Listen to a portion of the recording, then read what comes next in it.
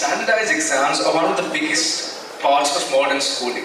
The ability to bring all students to a common level of both education and assessment has been one of the age-long struggles of academics.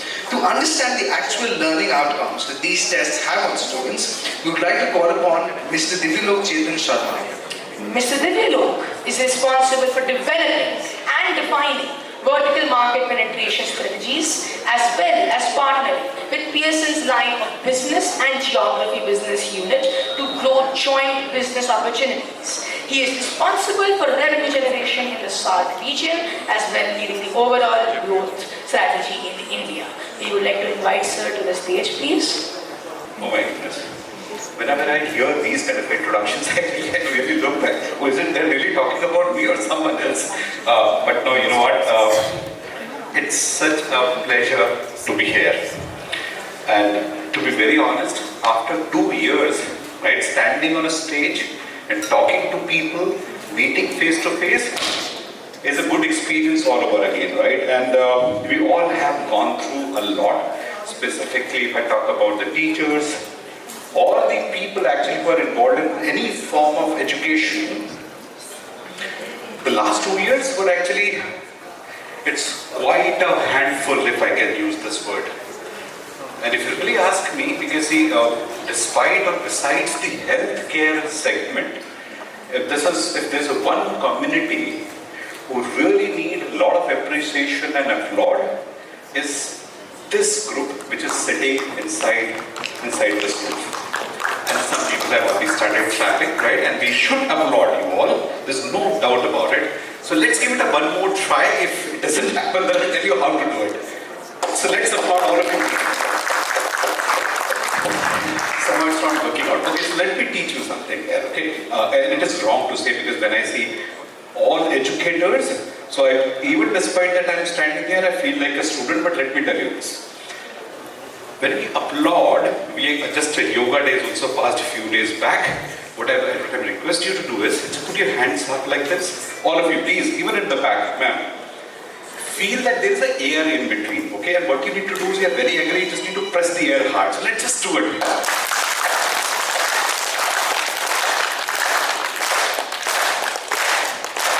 Thank you. So this is the way. And you know what? But I'm sure you would have noticed that within just 10 seconds straight, we all just synchronized with each other the way we were clapping, right? And we all sounding same. So this is how our brain work.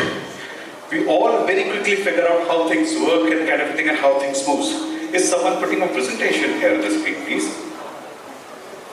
Looks like that guy is very busy actually to put you in the presentation, so we can continue to talk. So that's what exactly I'm trying to tell you. See, why I'm here for in the company I represent. I am working for a company called Pearson, which is the world's largest learning company, and that's what we are known for. And if you really ask me, the learning starts from very early, and it's a lifelong process, right? We just continue to learn, and even if I look back our own culture, learning actually the people start learning even much before their birth, right? But if I look at the new age scenarios, what is happening is that the biggest challenge which we all have in front of us is that how are we evaluating that learning, correct? I hope it's not me, please. Okay. Yeah, it's a power clapping here. So if you really ask me, if I take a step back, right? The way the assessments or the evaluation is happening is something which is always in a question. We knew how to assess people well, but somewhere in between, we just end up in the rote learning and so much of other process, and there is like we wanted people to just mug everything and do the learning, and then we are going to evaluate kind of stuff, and a lot of things are happening around this. So that's something which is very, very important. Few people I actually heard in the morning that they're talking about that yes, you people are responsible for the change, etc. But if you really ask me, yes, you are, and you are always responsible for change. And we are here today standing as a generation, as a country, is because of all of you. Because you managed to bring that change in the entire education system. right? And I'm not going to ask you to applaud for yourself or again, but that's the truth, right? If you look back and I'll take a step back, we talk about the national education policy, which is it's just a new education policy happened in our country from after many, many decades. But this is exactly what we're talking about, critical thinking, analytical skills, logical skills and everything else. Because if you see, we all heard about the millennials. Now there's a new word coming in, something called Gen Zs, right? And now I'm hearing the new word, something called as an alpha generation. So by the time this alpha generation will come and start dealing with things, they'll be very different people. They'll be not like us, who always relied on our parents to take decision, or even in this age we go back and ask our parents what to do. They'll be the one who will be taking decisions day in and out, right? And we had to prepare them for something like this. And that's exactly what I'm just talking about. What we can do is, it is not about the rote learning. It's about the analytical skills, logical skills and everything else. And one gentleman just talked about that we need to start thinking about more. Oh, I'm doing something right?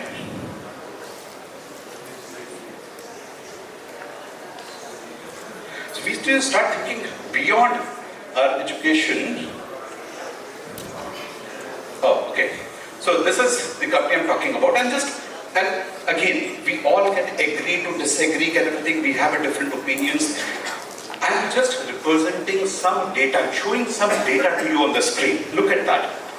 Right now, one of the surveys says, and if someone needs a report, there's a big line given there from where this information is available, that 80% of students are concerned about which subject stream to choose for the higher education. Isn't it that's a reality? Isn't it that the government is trying to change by bringing in a new education policy and saying that every learning has to be an outcome-based learning, right? Look at the scenario, folks. What if in the Mahabharata time, if Dronacharya would have asked Arjun, please write an essay on how well you can use your weapons for when you are in the war. Just imagine the results which going to happen. In place of that, he asks how to use that arrow. That's the outcome-based learning we're talking about, right? And that's the government is actually forcing and talking about that.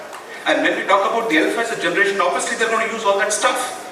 We need to ensure they have critical thinking, analytical skills, etc. 1 in 3 students are unhappy with the course they pick up. About 500,000 undergraduates I'm talking about, right? They get into the course without knowing what they're getting into, without knowing that whether they have a skills to complete that particular course or not, without knowing whether they have an interest or not, and then they feel unhappy after doing that particular piece.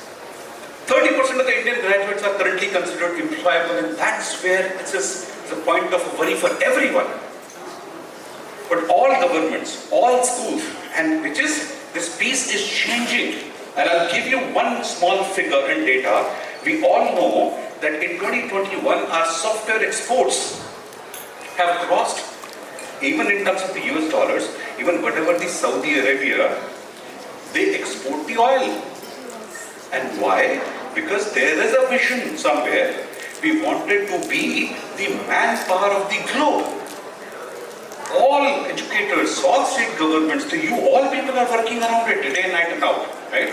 We have a new national qualification framework where we have from level 1 to level 10 kind of a thing, and you can just move from one level to another level by getting more credits, etc., right? So, this is the one piece which is, we all have seen this image, right? I'm sure, just raise your hands, I'm sure you all have seen this image. Correct? And we said, see, for a fair selection, everybody has to take the same exam, please climb the tree. And you know what? You don't know what the same cartoonist have even, and a lighter note by the way, have even answered it. And he said, the response is same. Okay, let's put the tree down and we all can climb kind of thing. Is this what we're talking about? Right? So, but now, Sandeep started showing me that I only have 5 minutes here. So when we were looking at this particular problem, we as an organization, see how we feel that we as an organization, we as a Pearson, we have a responsibility in our hands, right? And we need to ensure, we need to figure out how we can contribute to this particular market, right? And we said that, okay, you know what? If we can help or we can launch, which we did in 2021, an undergraduate entrance examination, if I look at the students community and the parents community and the teachers community, the biggest problem is that we have to get admission after finishing the schooling, right? In the undergraduate college. If I'm targeting 5 different universities, I have to take 5 different examinations in India at this point in time. If I'm, as a student, if I'm targeting 10, I have to take the 10 different examinations in India at this point in time. I'm paying no money, I have to keep track of their entrance examination dates, I have to keep track of what all they're going to ask, I have to even keep track of their identification criteria which they're going to be asking. And look at the situation of the parents and the students, because we all just running every weekend from one test center to other test center kind of a thing, and that's something which is all chaos. I said, you know what, we claim ourselves as a Pearson, the world's largest learning company and the world's largest assessment company. Are we doing anything about this particular problem? He said, yes, we have to do something about it. And that's when we decided to launch a Pearson undergraduate entrance examination in 2021. We did that in the month of October in 2021. This is a standardized examination, and why I'm calling it a standardized examination, what that means? It means an examination which is giving an equal opportunity to all students to perform, right? And even to universities who are giving admission to these students, they can figure out, okay, it's all about the critical thinking, analytical thinking, logical thinking, abstract thinking. Is that exam is giving all that enough output using that examination so I can take a decision whether it's the right student to do the law, the right student to do the business management course, right student to do the engineering course, etc. So that's what it is. And you'll be surprised to know if I give you the number, and please, immediately after this, I'm going to ask you, I know that I don't have time, Sandeep will raise the board again. But very quickly, what we did was, remember these numbers because I'm going to ask you after this session. We launched it in the month of October 2021, folks, and we are sitting in 2022 right now. In such a small time, that gives us a confidence that yes, this was the need of the hour. 160 universities at this point in time are giving admission to students using the scores of Pearson undergraduate entrance examination. Can you imagine this? How many principals, educators, teachers, because we just launched it. And what I want you to do is, I want you to carry this message back to your class 11, 10, and 12 students and tell them that folks, you know what? There is an examination. You just need to give one exam and you can get admission, or you can apply into admission with 160 universities without taking any entrance examination. That's just one exam, right? We were talking to certain students, I was talking to certain universities, and they said, you know what, Divyalok, we agree with all the analytical, logical, abstract skills, etc., but why don't you test students on physics and maths as well? We do want to know how good or bad they are in the subjective knowledge. So for example, and we said, okay, fine enough, and some of the university dean, etc., decided to mentor us, and right now we are in a situation that where we need a lot of advice, and we need people in our advisory group, and this is the group where we are looking for that. Please, if you do want to contribute and help grow this exam for the students community, because that's the kind of philanthropic initiative from Pearson's side, we do want to take your input, we do want to speak to you, right?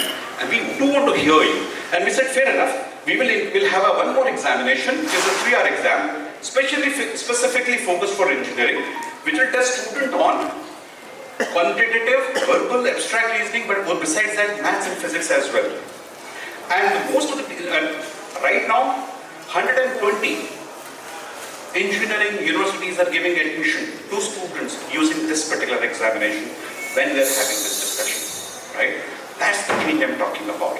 And I'm seeing most of the universities, they're saying, you know what, the student is not that great in physics, but his analytical skills are very, very high, and he has a better chances to be more successful in that engineering as a stream. So we should actually be focusing on that particular stream. Okay, so my time is up, that's what I'm being told. But few points, how this exam is being different than any other examination. The one key fundamental line which I'm going to use it. Number one, every student should be giving the examination when he or she feels that they're most prepared to give that examination. So that's why we have a longer window of 10 months. For the admission in 2023, we'll be launching this examination in the month of October end this year, and the student can give the examination for good 10 months. And if they're not happy with their scores, They can give a one more attempt. If they're not happy with the second attempt, they can give a one more attempt kind of a thing, but it's a long window. They can choose where they want to give the examination, from home or from the nearby test center. Both the options are available. And why I need to tell student that he has to be in the test center at 9 or 10? Student maybe feeling most energetic, most active at 6 a.m. in the morning. So he should be allowed to give the examination at 6 a.m. from home, from his sitting on his own chair. That's when actually you'll be able to call out all the skills that we're talking about, right? The change we're talking about. And I'll not go over the point, but if you look at, this is just a slide to showcase that these are some of the logos of the universities for accepting it. And I know that, see, this group, there may be few people actually from the university segment, and if not, even if you're from the school, do visit our booth, which is there. Its booth number is 27. I have my colleague Suraj who's standing in the corner. Can you just look at him? He's one of the key guys to launch it, and I have told you how to applaud, so we all can applaud for him as well.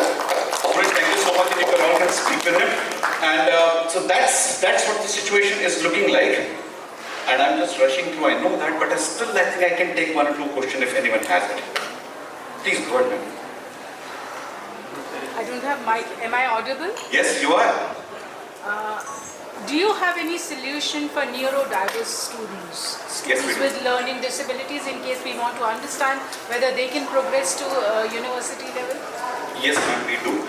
Speak to me offline. I'll connect you to the right people. We have a group called, just to give you the idea, when we have two groups actually in our system called, one is a talent lens kind of a thing, and one is a psychometric assessment team we have. We have enough on the shelf tests available using which you can gauge students' interest and also be able to gauge how far they'll be able to go in the criteria, etc. We can definitely help you and connect you to the right people in our organization. Okay. With that note, thank you so much. It seems, and I told you how to applaud, and let's applaud for Sandeep who's actually showing us all the things.